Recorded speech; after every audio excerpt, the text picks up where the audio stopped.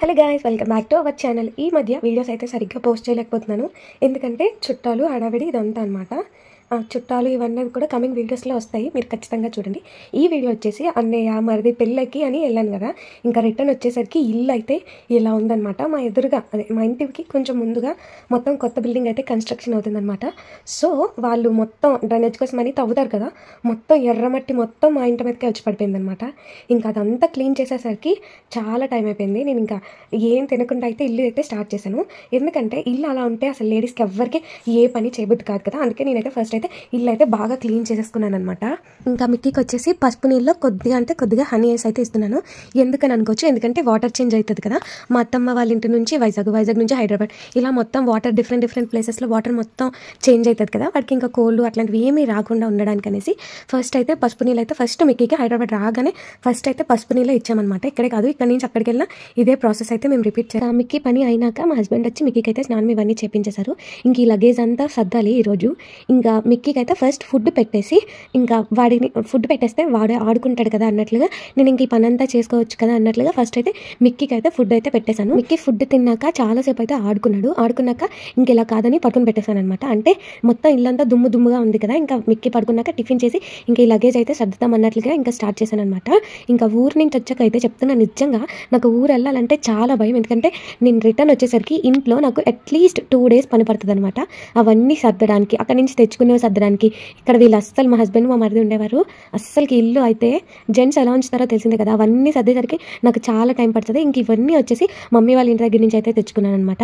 మా అమ్మ నేను వదిలేటప్పుడు అమ్మ నాకు ఇది కావాలి అన్నట్లుగా నేను ఏం చెప్పను, కొన్ని అయితే చెప్తాను, కానీ మా అమ్మ నాకు ఏం అడగకుండానే అన్నీ ఇస్తుందన్నమాట.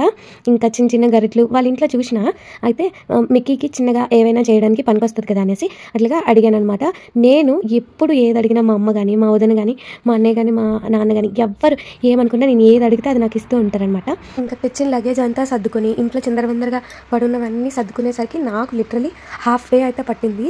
ఎందుకంటే అన్నీ సర్దుకునేసరికి ఇంకా నేనైతే పప్పు అయితే చేశాను అనమాట. ఎందుకంటే ఎంత దూరం వెళ్ళా, ఎన్ని జర్నీలు చేసినా ఇంటికి వచ్చి పప్పుతో అన్నం తింటే ఆ సాటిస్ఫాక్షన్ వేరు కదా. అసలు నాకైతే చాలా ఇష్టం నా చేతితో వండుకొని అది తినమంటే. ఇంకా మిక్కీ కూడా లేచాడు, మిక్కీకి అయితే మళ్ళీ ఫుడ్ అయితే పెట్టేశాను అనమాట. ఇంకా ఫుడ్ అయినాక మళ్ళీ లగేజ్ మొత్తం, అంటే ఇప్పుడు వరకు కిచెన్కి సంబంధించినవి అవి అయితే క్లీన్ చేసేసుకొని మొత్తం సర్దేసుకున్నాను. ఇంక ఇక్కడ వచ్చేసి బట్టలు అనమాట. మొత్తం ఈ బట్టలు సర్దడం అంటే పెద్ద టార్చర్. వెళ్ళేటప్పుడు పెద్దగా ఏమనిపించదు, కానీ వచ్చినాక సర్దాలంటే ఎక్కడొక్కడ పెట్టాలంటే చాలా కష్టం.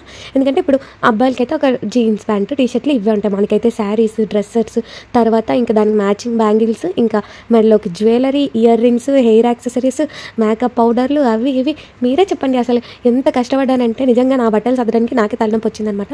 ఇంక ఇంట్లో మా హస్బెండ్ బట్టలు కూడా ఉన్నాయి. ఇంకా మా హస్బెండ్ బట్టలు కూడా మొత్తం చాలా మీకు వీడియోలో ఫాస్ట్గా కనిపిస్తుంది, కానీ నాకు అసలుకైతే ఆ రోజు అస్సలు రెస్ట్ లేదు. ఎందుకంటే నాకు అసలు నార్మల్గా పని ఉంటే అస్సలకే నిద్ర రాదు. ఇంకా మా హస్బెండ్ బట్టలన్నీ ఫాస్ట్గా ఫోల్డింగ్ చేసి ఎక్కడొక్కడ పెట్టేస్తుంది అనమాట. ఎందుకంటే మా హస్బెండ్ వాళ్ళు ఎన్నిసార్లు సర్దినా వాళ్ళనే అయిపోతాయి. నేనైతే వీక్లీ వన్స్ అలా అయితే సర్దుతాను. ఇంకా మధ్యలో మిక్కీ అయితే ఇన్స్పెక్షన్కి అయితే వస్తాడనమాట, అసలు మా అమ్మ ఏం చేస్తుంది అన్నట్లుగా. ఇంకా బట్టలు అన్నీ అయిపోయిన తర్వాత నేనైతే మాపింగ్ స్టార్ట్ చేశాను. ఇంకా మిక్కీనైతే పడుకుని పెట్టేశాను అనమాట.